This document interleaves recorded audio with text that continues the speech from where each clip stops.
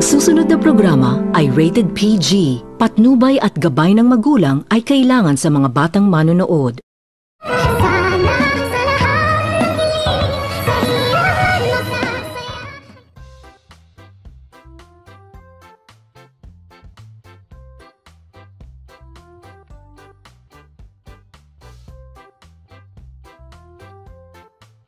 Pagkatapos nitong magsumbong ni Annalyn, kanyang lula na itong sa Aling Susan at sa kanyang ninang na itong si Jusa na iniwanan umano nito ni Annalyn ang kanyang ina at ang kanyang ama dahil mayroon umano itong binili si Annalyn kung kaya't umano nangyayari ng ganun. Ngunit nang maisip naman din nito ni Jusa na baka sinasadya umano nito ni Dr. Tanyag na gawin at magpakuha umano ito ng video upang mapigilan umano ang engagement nila ni Lynette at ni Dr. Carlos.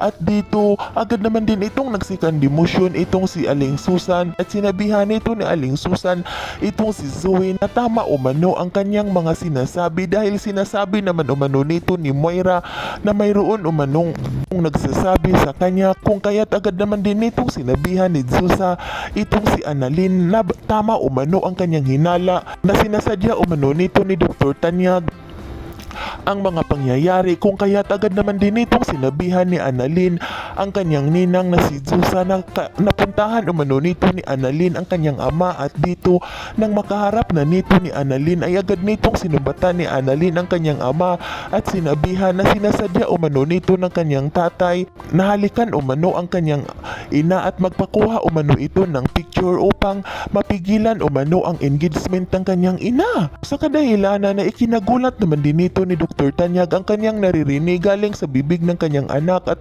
agad naman din itong sinabihan ni Dr. Tanyag ang kanyang anak na siya umano ang may kasalanan dahil tinangka umano nitong halikan ni Dr. Tanyag ang kanyang ina. Ngunit umilag naman umano itong si Lynette at hindi naman umano sila naghahalikan. Dahilanan na agad naman din itong sinumbatan ni Annalyn ang kanyang ama kung bakit umano nito ginawa ng kanyang ama. Ay gusto pa ba umano ito ng kanyang ina na kinausap naman umano nito ni Annalyn ang kanyang ama na layuan umano nito ang kanyang ina dahil mayroon na umano itong mapabangasawa.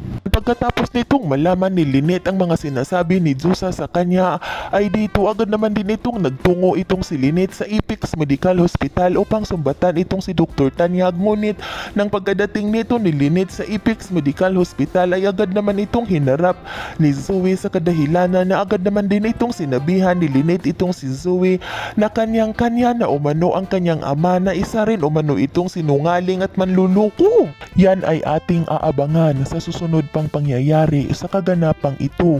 Nang abot kamay na pangarap, huwag mong kalimutang isubscribe at i-hit ang notification bell ng aking channel.